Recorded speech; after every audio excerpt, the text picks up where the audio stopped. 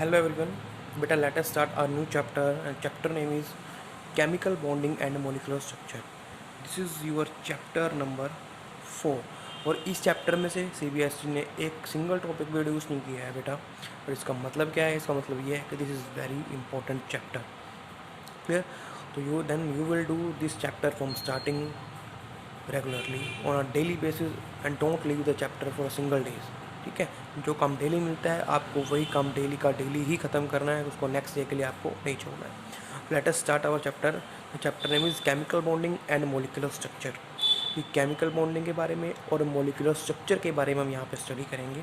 तो उससे पहले हमें पता हो बेटा कि केमिकल बॉन्ड क्या होता है। What is chemical bond? तो chemical bond is nothing, it is the attractive force which hold the different atoms और ions in a molecule is called chemical bond. यानी कि केमिकल बॉन्ड क्या है? एक तरह का अट्रैक्टिव फोर्स है जो किसी मॉलिक्यूल के अंदर, जो उसके अंदर एटम है या आयन है या कोई भी कॉन्स्टेंट पार्टिकल्स है, उन सबको होल्ड करके जो रखता है, दैट इज़ केमिकल बॉन्ड। उसे हम क्या बोल देते हैं? केमिकल बॉन्ड बोल देते हैं। जैसे कि सपोज NaCl है। अब NaCl क्या है बेटा? इसके अंदर Na और Cl के बीच में बॉन्ड बना है, इसी को हम बॉन्ड बोलते हैं, जो लाइन है। तो बेटा ये लाइन कोई धागा थोड़ी है कि हमने बॉन्ड बना दिया, ये एक अट्रैक्टिव फोर्स है जो दोनों एक दूसरे को अट्रैक्ट कर रहे हैं। कैसे कर रहे हैं? जैसे कि यहाँ पे जो बॉन्ड बना है वो किस किस के बीच में बना है? Na पॉजिटिव और Cl नेगेटिव के बीच में बॉन्ड बना है। कैसे बना है? Na था, Na ने एक इलेक्ट्रॉन लॉस किया, ठीक है, और किस में चेंज हो गया? Na पॉजिटिव में। Cl ने एक इलेक्ट्रॉन गेन किया और किस में चला गया? Cl नेगेटिव में।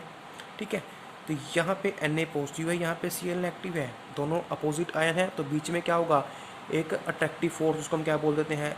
इलेक्ट्रोस्टैटिक फोर्स यहाँ पे प्रेजेंट है। ठीक है, अपोजिट आयन के बीच में क्या होता है? इलेक्ट्रोस्टैटिक फोर्स ही होता है ना। तो दोनों आयन क्या करेंगे? दूसरे के क्लोज आएंगे और उसी को हम क्या बोल देंगे कि दे आर गेट बॉन्डेड। तो this is your chemical bond. Clear? इसी को हम क्या बोल देते हैं? केमिकल बॉन्ड बोल देते हैं। अब इसने एक इलेक्ट्रॉन क्या लॉस क्यों किया, इसने गेन क्यों किया, वो स्टोरी मैं आपको आगे बताऊंगा। तो दिस इज मैं रिप्रेजेंट करना चाहता था कि केमिकल बॉन्ड क्या होता है। केमिकल बॉन्ड क्या है बेटा? जिसने इस Na पॉजिटिव को इस Cl नेगेटिव का लिया, एक दूसरे के क्लोज लिया है और आपस में क्या हो गए? बाइंड हो गए हैं। That force is called chemical bond. यानी कि केमिकल बॉन्ड क्या है? ये वो फोर्स है जिसने Na पॉजिटिव को और Cl नेगेटिव को आपस में बाइंड करके रखा है। यानी कि attractive force, it is the attractive force which hold the different constituent atoms या फिर डिफरेंट एटम्स और ions in a molecule together is called the chemical bond. Clear? अब बात आती है बेटा कि सबसे पहले कि एटम, वाई एटम्स कंबाइन, कि जो एटम्स हैं वो कंबाइन क्यों करते हैं? Why they combine, why molecules हैं। सेकेंड थिंग कि जो मॉलिक्यूल्स हैं वो स्टेबल क्यों हैं? एटम स्टेबल क्यों नहीं है? क्लियर? तो उनके बीच में कौन सा फोर्स प्रेजेंट है? क्या क्वेश्चन आते हैं कि एटम ने कंबाइन क्यों किया? ठीक है, जो मॉलिक्यूल्स हैं वो क्यों बनते हैं, क्यों वो स्टेबल हैं किसी एटम की बजाय, कौन सा फोर्स उसके बीच में प्रेजेंट है? अभी तो मैंने बोला केमिकल बॉन्ड। केमिकल बॉन्ड तो सिर्फ फोर्स हो गया। अब हर एक के बीच में अलग अलग फोर्स प्रेजेंट होगा बेटा। हर एक एलिमेंट के बीच में ये नहीं है कि same type of force present है, नहीं। 2-3 तरह की, 4 तरह की, 5 तरह की फोर्स आप यहाँ पे पढ़ने वाले हो। ठीक है, तो उसको हम डिस्कस करेंगे। तो कौन सा फोर्स प्रेजेंट है, उस मॉलिक्यूल की शेप क्या बनेगी जो आपस में कंबाइन किया एटम, तो एक पर्टिकुलर ज्योमेट्री में कंबाइन करते हैं, वो किस तरह की शेप उनकी बनी है और क्यों बनी है, इस सब चीज़ों को हम इस चैप्टर में डिस्कस करने वाले हैं। Late us start. तो फर्स्टली वाई एटम्स कंबाइन की, एटम कंबाइन क्यों करते हैं बेटा? इसको करने के लिए सबसे पहले एक थ्योरी आई, that is Kossel Lewis approach to chemical bonding. तो सबसे पहले थ्योरी, और थ्योरी भी आई, वेस्पर थ्योरी आई हमारे पास, ये थ्योरी आई, मोलिकुलर ऑर्बिटल थ्योरी मेरे पास आई। तो वन बाय वन इन सबको स्टडी करेंगे हम। तो फर्स्टली आती है Kossel Lewis approach to chemical bonding, कि क्यों एटम आपके कंबाइन करते हैं, क्यों वो केमिकल बॉन्डिंग करते हैं। तो इसका सबसे पहला रीज़न था बेटा स्टेबिलिटी। कि टू गेन स्टेबिलिटी एटम क्या करते हैं? आपस में कंबाइन करते हैं। ठीक है बेटा, सिंपल सी बात है एक, कि अगर केमिस्ट्री में बात करते हैं हम कि कोई भी फ्री एटम अगर घूम रहा है तो उसकी एनर्जी क्या है? ज़्यादा है। तो जब वो बॉन्डिंग में जाएगा तो उसकी एनर्जी क्या हो जाएगी बेटा, कम। और केमिस्ट्री में एनर्जी कम होना मतलब स्टेबिलिटी गेन करना होता है, ठीक है। और स्टेबिलिटी कैसे मिलेगी, जब वो एटम क्या रहेगा, बॉन्डेड स्टेट में रहेगा। जैसे कि हम बच्चों की बात करते हैं बेटा, कि बच्चे अगर खेल रहे हैं वहाँ पे, तो वो क्या है, ज़्यादा एनर्जी है उनके बीच में, तभी वो खेल पा रहे हैं, तभी खेल रहे हैं।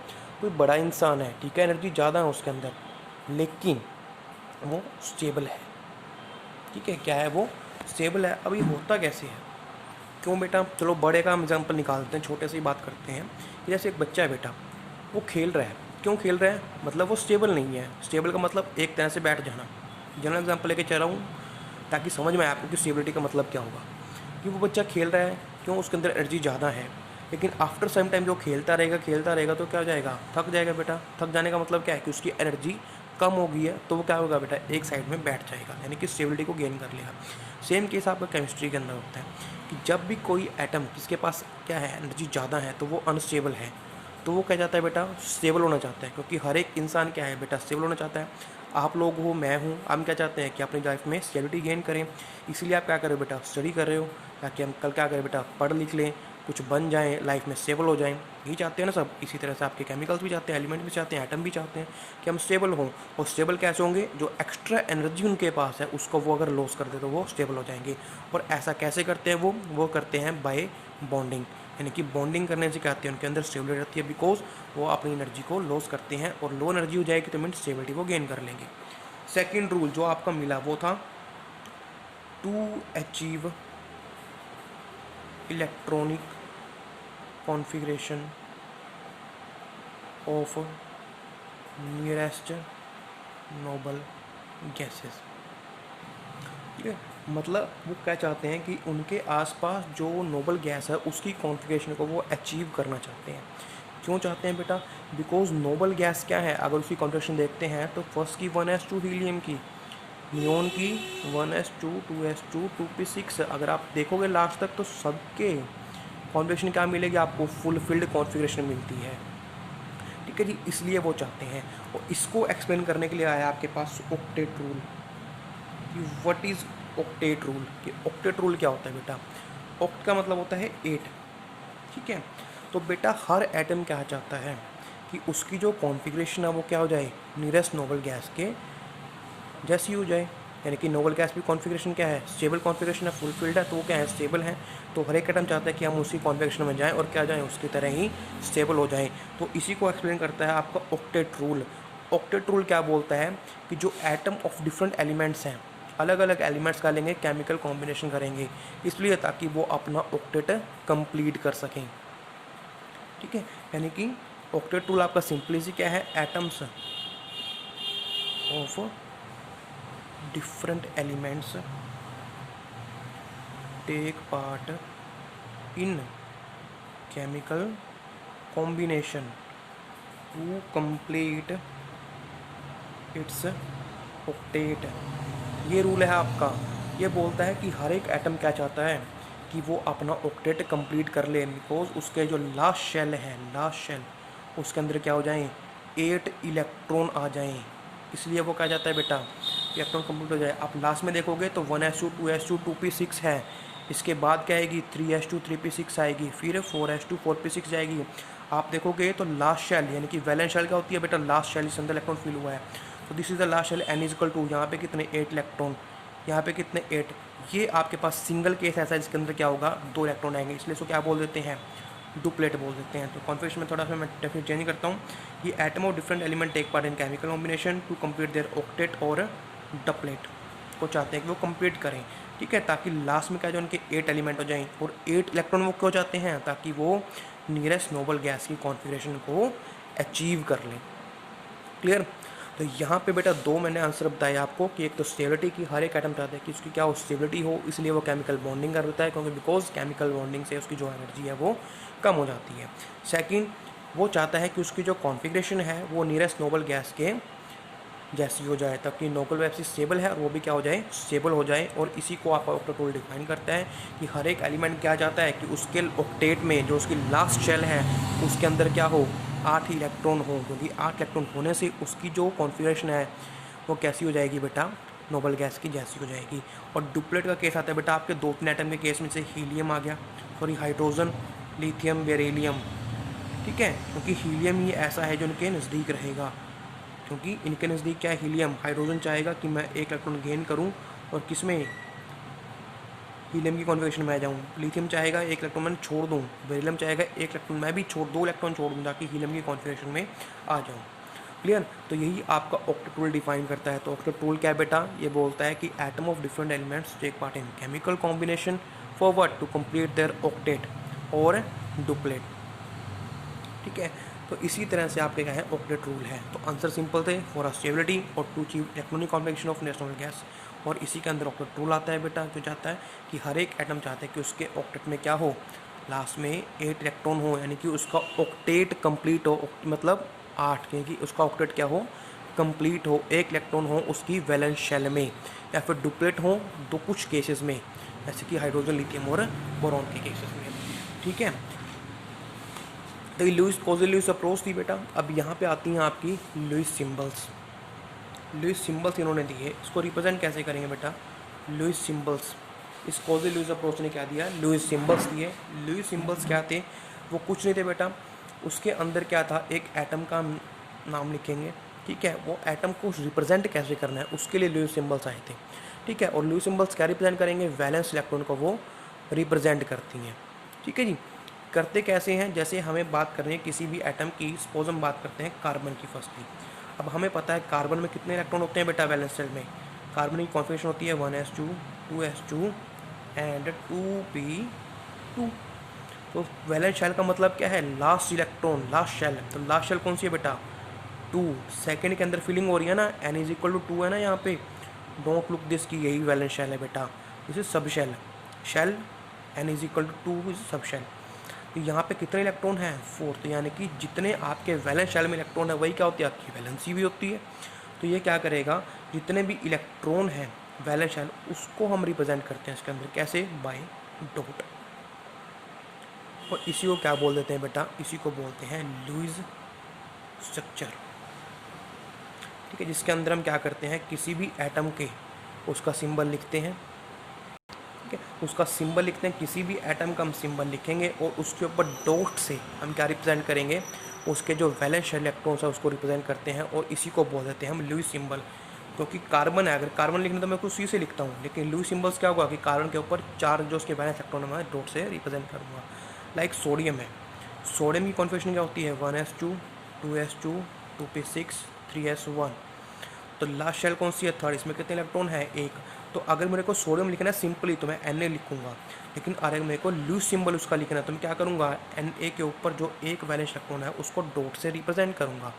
और इसी को हम इलेक्ट्रॉन डॉट सिंबल्स भी बोला करते हैं। क्लियर, इलेक्ट्रॉन डॉट सिंबल्स भी हम इसको बोला करते हैं। क्लियर।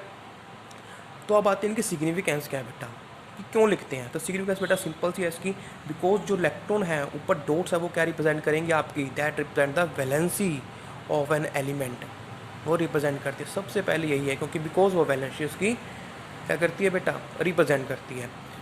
जैसे कि हम लिखते हैं फ्लोरीन के ऊपर, फ्लोरीन, फ्लोरीन में कितने बेटा, 1s2 2s2 2p5। मैंने आपको बोला था कि इलेक्ट्रॉनिक कॉन्फ़िगरेशन आपको आनी चाहिए। Second chapter is the basic of +1, आपको आएगा तब भी आप आगे केमिस्ट्री में कुछ कर पाओगे, अदरवाइज नहीं कर पाओगे। बिकॉज इलेक्ट्रॉनिक कॉन्फ़िगरेशन यहाँ पे चैप्टर्स पे यूज़ होनी है बेटा, तो वो तो आपको आनी चाहिए। क्लियर। तो फ्लोरीन के कितने बेटा, 7। तो 1 2 3 4 5 6 7। तो ये क्या रिप्रेजेंट कर रही है, इसकी वैलेंसी रिप्रेजेंट करती है। और वैलेंसी मैंने आपको बताया कैसे रिप्रेजेंट करती है, अगर 4 तक है तो 1 2 3 4 तक ही रहेगी, लेकिन 4 के बाद हम क्या करते हैं, 8 में से उसको माइनस कर देते हैं, ठीक है। तो यहाँ पे 1 है, 2 है, 3 है, 4, लेकिन यहाँ पे कितने हैं, 7। तो 8 - 7 क्या रहेगी, इसकी वैलेंसी रहेगी। यानी कि फर्स्टली ये रिप्रेजेंट क्या करती है, सिग्निफिकेंस क्या है, कि जो लुईस सिंबल है वो क्या करते हैं, हमें वैलेंसी के बारे में इंडिकेट करते हैं, उसके बारे में हमें ये बताते हैं। क्लियर। दिस इज़ योर बेटा फर्स्ट लेक्चर ऑफ केमिस्ट्री। तो मैं ज़्यादा डीप में नहीं, सिर्फ आपको इंट्रोडक्शन दूंगा चैप्टर की, बेसिक आपको मैं यहाँ पे क्लियर करवाने वाला हूँ इस चैप्टर्स के, कि हम क्या पढ़ने वाले हैं इसके अंदर, ठीक है जी। तो हमने केमिकल बॉन्ड पढ़ा बेटे, क्या होता है, क्या होता है केमिकल बॉन्ड, एक बाइंडिंग फोर्स है जो किसी भी कॉन्स्टिट्यूएंट पार्टिकल्स को मॉलिक्यूल के अंदर बाइंड करके रखता है, दैट इज़ केमिकल बॉन्ड। अब ये केमिकल बॉन्ड होते कितनी तरह के बेटा, टाइप्स ऑफ केमिकल बॉन्ड हम डिस्कस करेंगे। तो टाइप ऑफ केमिकल बॉन्ड्स हम पढ़ते हैं, टाइप्स ऑफ केमिकल बॉन्ड। तो मेनली 3 तरह के केमिकल बॉन्ड होते हैं। फर्स्ट इज आयनिक, ठीक है, एक होता है आयनिक बॉन्ड, सेकंड होता है covalent bond and third is metallic bond, ठीक है। तो आयनिक बॉन्ड क्या होता है बेटा, आयनिक बॉन्ड क्या होता है, जो बॉन्ड आपका बने, क्योंकि हर एटम क्या चाहता है, कॉन्फ़िगरेशन अपनी स्टेबल करना चाहता है, उसको अपना ऑक्टेट कंप्लीट करना है।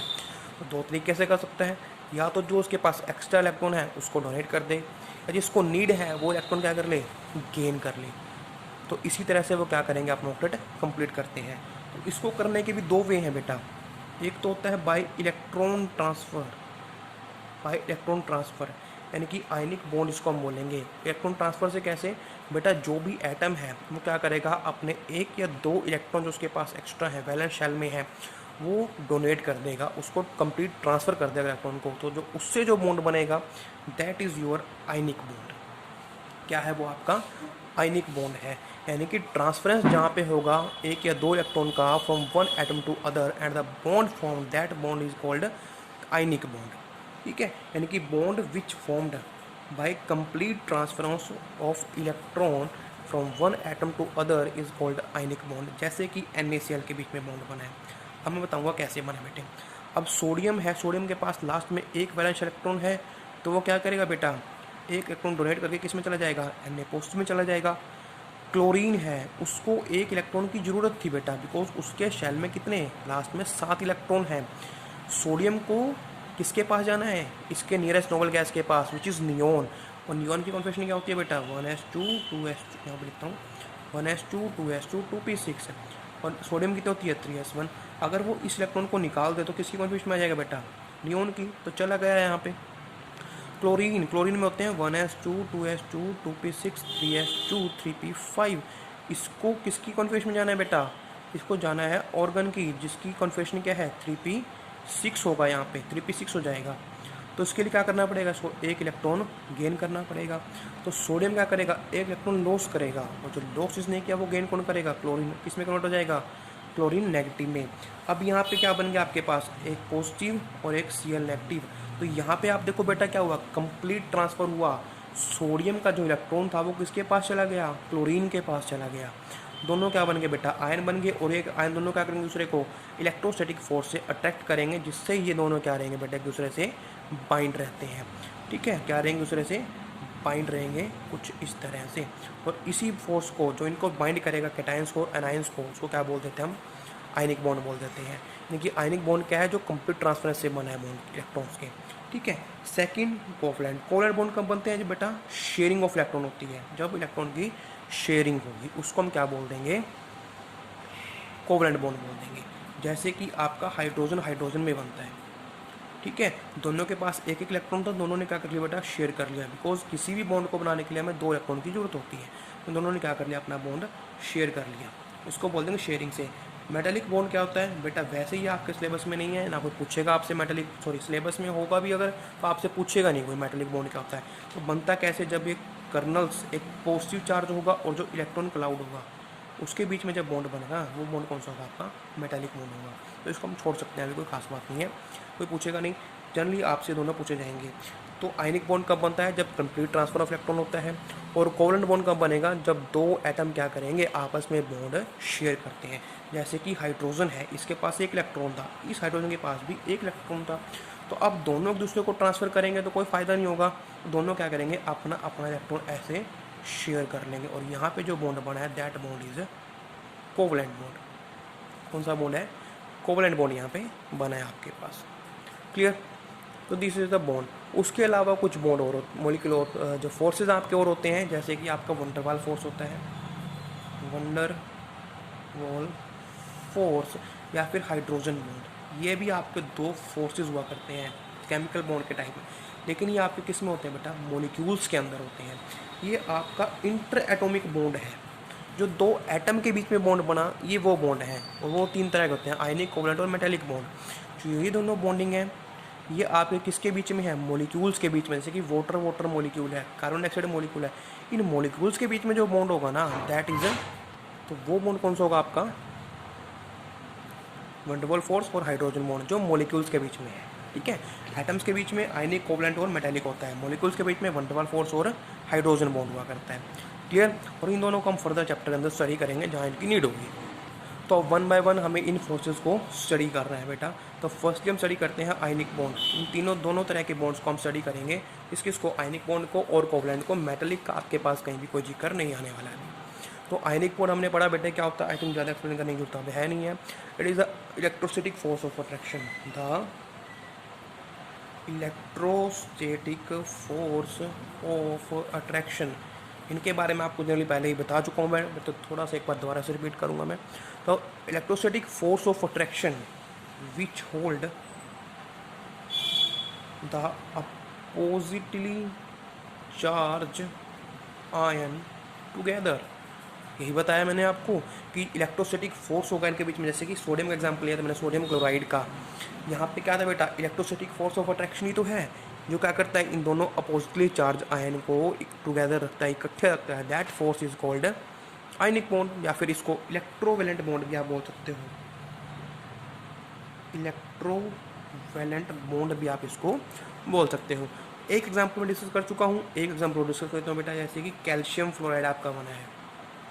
अब ये देखो कैसे बनेगा बेटा, कैल्शियम है, कैल्शियम क्या लिखोगे आप, ब्लू स्ट्रक्चर लिखो इसकी, तो 1 और 2 इलेक्ट्रॉन इसके पास होंगे। ठीक है जी। ऐसे ही फ्लोरीन है, अब ये 2 डोनेट कर सकता है। अगर मेरे को फ्लोरीन के बॉन्डिंग करवानी है इसकी, तो मेरे को क्या करना पड़ेगा, 1 2 3 4 5 6 7, 1 2 3 4 5 6 7, यही है मेरे पास। ठीक है, अब देखा जाए तो इस कैल्शियम के पास देने के लिए कितने इलेक्ट्रॉन है बेटा, 2, लेकिन फ्लोरीन कितने कर सकता है, सिर्फ एक ही एक्सेप्ट करेगा। तो यानी कि अगर कैल्शियम से कंबाइन करना है तो एक ऐसे 2 हमें क्या लेके आने पड़ेंगे, फ्लोरीन आइटम लेके आने पड़ेंगे, तभी हमारे पास क्या बनेगा, कैल्शियम फ्लोराइड बनेगा। तो होगा क्या यहाँ पे बेटा, कैसे बनेगा, ये कैल्शियम दोनों अपने लॉस करेगा और किस में चला जाएगा, नियॉन की कॉन्फ़िगरेशन में, यानी कि Ca2 पॉजिटिव ये बन जाएगा। और फ्लोरीन आइटम क्या करेंगे बेटा, उन दोनों को गेन कर लेंगे। ठीक है, यानी कि ये फ्लोरीन भी क्या बन जाएगा, नेगेटिव, ये फ्लोरीन भी क्या बन जाएगा, नेगेटिव, और इन दोनों के बीच में अट्रैक्शन हो जाएगी तो क्या बनेगा, CaF, सॉरी उसको टोटल ऐसे लिखते हैं मैंने, CaF2 आपके पास क्या बन जाएगा, मॉलिक्यूल बन जाएगा आपके पास। एक सिंपल या रिप्रेजेंट करना है तो इसको Ca2 पॉजिटिव, और यहाँ पे 2 फ्लोरीन है तो इसको नेगेटिव, इन दोनों के बीच में क्या होगी, अट्रैक्शन होगी। तो यानी कि क्या था बेटा, 2 इलेक्ट्रॉन यहाँ पर डोनेट कर सकता था, तो यहाँ पे या तो एक ऐसी स्पेसीज लेके आओ तो दोनों इलेक्ट्रॉन गेन कर सके, या एक स्पेसीज आपके पास है जो एक इलेक्ट्रॉन गेन कर सकती है, तो ऐसी ऐसी 2 स्पेसीज आपको लेके आनी पड़ेंगे। जैसे कि फ्लोरीन एक एटम करता है, इलेक्ट्रॉन गेन करता है, तो 2 फ्लोरीन क्या करेंगे बेटा, 2 इलेक्ट्रॉन गेन कर लेंगे। तो यहाँ पे एक कैल्शियम 2 फ्लोरीन एटम से क्या करता है, कंबाइन करता है। तो this is the way of chemical bonding and this bond is called ionic bond, because यहाँ पे किस वजह से बना है, due to complete transfer of electron से ये बॉन्ड आपका बना है। ऐसे एग्जाम्पल एक और लेके चलते हैं बेटा, जैसे आपको मैग्नीशियम और ऑक्सीजन को कंबाइन करना है, तो कैसे कंबाइन करेंगे, मैग्नीशियम अगेन कितने बॉन्ड इसके पास, 2 इलेक्ट्रॉन है इसके पास डोनेट करने के लिए, 2। ऑक्सीजन के पास कितने बेटा, 1 2 3 4 5 6, तो इसके पास 2 एक्स्ट्रा हैं, ये उसको डोनेट करके नियॉन कॉन्फ़िगरेशन में चला जाएगा। इसको क्या करना है, 2 इलेक्ट्रॉन गेन करने हैं, तो यहाँ पे क्या बनेगा, ये बनेगा Mg2 पॉजिटिव, और ऑक्सीजन क्या बनेगा, ऑक्सीजन2 नेगेटिव, तो दोनों के बीच में क्या हो जाएगी, अट्रैक्शन क्या बनेगा, MgO बॉन्ड आपके पास बन जाएगा। इसी को क्या बोलते हैं हम, ये आपकी थी केमिकल आयनिक बॉन्ड, इसको बोल देते हैं। क्लियर। तो ये बेटा आपका सिंपल आयनिक बॉन्ड का स्ट्रक्चर है। आई होप आप समझ चुके हो कि इलेक्ट्रॉन केमिकल बॉन्ड क्या होता है, किस किस तरह से बॉन्ड बन सकता है, कंप्लीट ट्रांसफर से बन सकता है तो आयनिक बॉन्ड बनेगा, तो शेयरिंग अगर वो करेंगे तो वहाँ पे क्या बनेगा, कोवलेंट बॉन्ड बनेगा। अब कोवलेंट के अंदर एक छोटा सा पार्ट हो रहा था बेटे, कि यहाँ पे दोनों एटम ने शेयर किया। कई बार ऐसा होता है कि सिर्फ एक एटम ही क्या करता है, इलेक्ट्रॉन डोनेट करता है, एक सिंगल इलेक्ट्रॉन एटम आएगा जो इलेक्ट्रॉन डोनेट करेगा, लेकिन उसकी शेयरिंग किसके द्वारा होगी, बोथ एटम्स के द्वारा।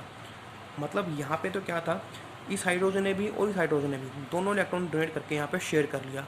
लेकिन कई बार क्या होता है कि सिर्फ एक एटम ही होता है जो इलेक्ट्रॉन डोनेट करेगा और उसकी शेयरिंग कौन करते हैं, दोनों एटम करते हैं। तो उस टाइम पे जो बॉन्ड बनेगा वो कैसा बनेगा, उस बॉन्ड को बोल देंगे हम कोऑर्डिनेट बॉन्ड। कौन सा बॉन्ड बोल देंगे, कोऑर्डिनेट बॉन्ड हम उसको बोल देते हैं। यानी कि जहाँ पे एक सिंगल एटम क्या करेगा, इलेक्ट्रॉन शेयर करेगा, डोनेट करेगा, लेकिन शेयरिंग किसके द्वारा होगी, बोथ एटम्स के द्वारा शेयरिंग होगी। That bond is called coordinate bond. Clear. अब कुछ प्रॉपर्टीज़ हैं आपके पास कि आयनिक जो कंपाउंड बनेंगे वो किस किस तरह के होंगे, क्या क्या प्रॉपर्टीज़ की होंगी। तो बात करेंगे अगर फिजिकल स्टेट की, तो फिजिकल स्टेट उनकी कैसी रहेगी बेटा, एक स्ट्रॉन्ग फोर्स उनके बीच में प्रेजेंट है, तो वो क्या रहेंगे आपके, सॉलिड रहेंगे। क्या रहेंगे, सॉलिड रहेंगे, बिकॉज एक स्ट्रॉन्ग इलेक्ट्रोस्टैटिक फोर्स वहाँ पे प्रेजेंट है। तो दोनों एक दूसरे के एटम्स क्या रहेंगे, काफ़ी क्लोज रहेंगे, क्लोज पैक्ट रहेंगे वो स्पेस के अंदर, ठीक है जी। और उसको क्या रहेंगे, सॉलिड रहेंगे। अगर बात करते हैं melting point and boiling point के, दीज जनरल पॉइंट्स, आप खुद से ही बता सकते हो बेटा। Melting point, general point, solids हैं तो उनके जनरली क्या होते हैं, हाई होते हैं, और आयनिक कंपाउंड्स हैं उनके तो मेल्टिंग बॉइलिंग पॉइंट क्या होते हैं बेटा, जनरली हाई हुआ करते हैं, बिकॉज स्ट्रॉन्ग इंट्रायनिक अट्रैक्शन उनके बीच में प्रेजेंट है। अगर बात करेंगे इलेक्ट्रिकल कंडक्टिविटी की, तो उस केस में क्या है बेटा, जब सॉलिड है आपका, तो जो आयन, देखो बेटा सबसे पहले यहाँ पे क्या है आपका आयनिक बॉन्ड के अंदर जो आयनिक कंपाउंड्स हैं उनके बीच में आयन्स ही तो हैं। तो जब आयन मूव करेंगे, यानी कि आयनिक मोबिलिटी जब आपके पास प्रेजेंट होगी, तभी तो क्या होगी वहाँ पे कनेक्टिविटी आएगी। बिकॉज कनेक्टिविटी कब आएगी, जब आयन्स मूव करेंगे, यानी कि आयनिक मोबिलिटी जब आपके पास होगी तभी क्या होंगे, इलेक्ट्रिकल कनेक्टिविटी होगी। लेकिन जब सॉलिड स्टेट है तो वहाँ पे तो ऐसा कुछ पॉसिबल ही नहीं है, बिकॉज आयन सॉलिड स्टेट में मूव कर ही नहीं सकते, ठीक है। तो जब सॉलिड स्टेट में होंगे तो वो क्या काम करेंगे बेटा, इंसुलेटर का काम करेंगे। लेकिन जब हम उसको किस में लिया है, मोल्टन स्टेट में लिया है, या फिर हमने उसका एक्वा सोल्यूशन बना लिया। तो मोल्टन स्टेट कैसे किया, आपने उसको गर्म किया और मेल्ट कर लिया। एक्वा सोल्यूशन आपने उसको किसी भी सॉल्वेंट में डिजोल्व कर लिया। तो उस टाइम पे वो आयन क्या करते हैं बेटा, फ्रीली मूव कर सकते हैं। तो वहाँ पे वो क्या बन जाएंगे, कनेक्टर बन जाएंगे, यानी कनेक्टर्स वहाँ पे होगी आपकी। सोल्यूबिलिटी की बात करते हैं, किसकी बात करते हैं, सोल्यूबिलिटी की बेटा। तो सोल्यूबिलिटी क्या होती है आपके पास, क्या होती है सोल्यूबिलिटी। सोल्यूबिलिटी, आपने कोई चीज़ डिजोल्व किया उसके अंदर डिजोल्व होगी। तो केमिस्ट्री में चीज़ आती है बेटा कि पोलर डिजोल्व होगा पोलर में, और नॉन पोलर किस में होगा, कि जो पोलर है वो डिजोल्व होगा पोलर में, और नॉन पोलर किस में होगा, नॉन पोलर में, यानी कि लाइक डिजोल्व्स लाइक, ठीक है। पोलर मतलब जहाँ पे चार्ज सेपरेशन हुई पड़ी है, जैसे कि Na पॉजिटिव Cl नेगेटिव, ये हिसाब से पोल से लगा लो बन के, ज़्यादा मैं आपको आगे समझाऊंगा बेटा। तो जब पोलर होगा तो वहाँ पे आयंस जहाँ पे बनेंगे, that is pole formation. Pole formation मतलब आयंस बनना, अभी के लिए इतना समझो, ठीक है। तो जो पोलर है, अब आयनिक कंपाउंड किस में जाएंगे बेटा, पोलर्स में, यानी कि जो आयनिक होगा, जैसे कि वाटर के अंदर डिजोल्व हो जाता है आपके पास, NaCl आपने लिया, वाटर में डिजोल्व कर सकते हो, बिकॉज Na पॉजिटिव और Cl नेगेटिव में ब्रेक होगा, और ये H पॉजिटिव और OH नेगेटिव में ब्रेक हो सकता है। तो यहाँ पे क्या होगी, पोल फॉर्मेशन हो गया, यानी कि सेपरेशन ऑफ चार्जेस यहाँ पे हो गई है। तो यानी कि पोलर किस में होंगे, डिजोल्व लाइक पोलर, यानी कि जो आपके आयनिक कंपाउंड हैं वो किसके अंदर, पोलर सब्सटेंस, पोलर सॉल्वेंट के अंदर डिजोल्व हुआ करते हैं, ठीक है। और जब वो डिजोल्व होंगे तो वहाँ पे एक एनर्जी निकलती है, उस एनर्जी को बोल देते हैं बेटा, अगर वाटर का केस है उसको बोल देंगे हाइड्रेशन एनर्जी। क्या बोल देंगे उसको, हाइड्रेशन एनर्जी उसको बोल देंगे। क्लियर। तो ये कुछ इसकी जनरल कैरेक्टरिस्टिक थी आपके पास। अब आपके पास कुछ क्वेश्चंस दिए गए हैं बेटा जो आपको आने चाहिए। क्वेश्चंस भी क्या है, दिस इज द बेसिक आपके पास। तो क्वेश्चन आपको मैं भेजूंगा, तो आपको करके मेरे को सेंड करने हैं, सबमिट करने हैं वो। तो कुछ मैं बताता हूँ करना कैसे है। जैसे आपको कुछ आइटम दिए गए हैं, कौन कौन से आइटम आपको दिए गए हैं, आप उसको लिख सकते हो, लिख लो उसको। Firstly sodium, magnesium, phosphorus, sulphur, chlorine, argon. आपको इन सब की ल्यूइस डॉट स्ट्रक्चर बनानी है। क्या बनानी है, ल्यूइस डॉट स्ट्रक्चर आपको इन सब की बनानी है, ठीक है। एग्जांपल कर देता हूँ, जैसे मैग्नीशियम है, मैग्नीशियम के पास कितने, 2 वैलेंस इलेक्ट्रॉन होते हैं, यहाँ पे ऐसे बना दें, क्लियर। और एक बात देखना बेटा, जब भी इलेक्ट्रॉन आप लगाते हो ल्यूइस स्ट्रक्चर में, ये हमेशा क्या रहनी चाहिए, पेयर में रहनी चाहिए, ठीक है। जैसे मैग्नीशियम था, सपोज कोई आइटम ए है, आपको उसके ऊपर 5 इलेक्ट्रॉन लगाना है, तो आप क्या करोगे, हमेशा पेयरिंग में लगाओगे। इन 2 का पेयर बनाया, फिर ऐसे 2 का पेयर बनाया, और फिर एक पेयर है तो उसको सिंगल जोड़ दिया, यानी कि इस तरह से आप 5 इलेक्ट्रॉन दिखाओगे वहाँ पेयरिंग में हमेशा, ठीक है। उसके बाद आपको फॉर्मूला लिखना है। फॉर्मूला आपको लिखना है कि जब कंबाइन कौन करेंगे, Na और O एटम कंबाइन करेगा, ठीक है, सेकंड बात करता हूँ आपका पोटेशियम और सल्फर कंबाइन करेंगे तो क्या फॉर्मूला बनेगा वहाँ पे। सोडियम और फॉस्फोरस कंबाइन करेंगे तो क्या फॉर्मूला बनेगा। मैग्नीशियम और ब्रोमीन कंबाइन करेंगे तो क्या फॉर्मूला बनेगा। उसके बाद एक मिनट में इनमें सेपरेशन डाल देता हूँ डबल, ठीक है जी, इन दोनों के बीच में, इन दोनों, ये दोनों। और उसके बाद है एल्युमिनियम और फ्लोरीन में क्या बनेगा बेटा आपके पास फॉर्मूला। और कैल्शियम और ऑक्सीजन है, इनके बीच में क्या फॉर्मूला बनने वाला है। लिथियम और सोडियम में क्या फॉर्मूला बनेगा, ये आपको बताना है। सिंपल सी बात है बेटा, बताना कैसे है। जैसे मैं के का डिस्कस करता हूँ, के पोटेशियम का वैलेंसी कितनी होगी बेटा 1, यानी कि इसके ऊपर सिर्फ एक इलेक्ट्रॉन होगा ऐसे। सल्फर के ऊपर होते हैं 6, यानी कि 2 वैलेंसी 2 इलेक्ट्रॉन इसके ऊपर आएंगे। तो बताने की क्या फॉर्मूला बनेगा। अब सिंपल सी बात है, इसको 2 देने हैं और ये सिर्फ एक एक्सेप्ट कर सकता है, मतलब हमें ऐसे ऐसे 2 एटम लेके आने पड़ेंगे। तो होगा क्या यहाँ पे 2 के और एक ऐसे कंबाइन करेंगे, यानी कि ये आपके पास क्या बनेगी स्ट्रक्चर। और कैसे बनी है, बिकॉज के कितने थे हमारे पास 2, इन्होंने ऐसे कंबाइन किया। और सल्फर कितने थे बेटा 2 नेगेटिव में। तो ये आपके पास क्या बनेगी स्ट्रक्चर, जो आपको लिख के बतानी है मेरे को, ये भी बतानी है और ये भी बतानी है, ठीक है। उसके अलावा एक अनसोल्व क्वेश्चन मैं आपको भेज रहा हूँ, तो ये सभी आपको आज सबमिट करके मेरे को सबमिट करने हैं, बिकॉज ये is the basic of chemistry. अगर बॉन्डिंग आपको अच्छे से आ गई तो आपको पूरी +1 में या फिर BSc MSc BTech जहाँ भी जाओगे आपको कभी भी कोई दिक्कत नहीं आएगी, ठीक है। तो ये आपका बेसिक फर्स्ट चैप्टर, मतलब फर्स्ट वीडियो थी आपके इस चैप्टर की, इसलिए मैंने बड़ा इंट्रोडक्टरी चैप्टर बनाया है, सिलेबस कम कवर किया है और आपको ज़्यादा से ज़्यादा बताने की कोशिश की है। तो बेटा इस टॉपिक को क्लियर करें, कंप्लीट करें और सबमिट हो मी। Thank you.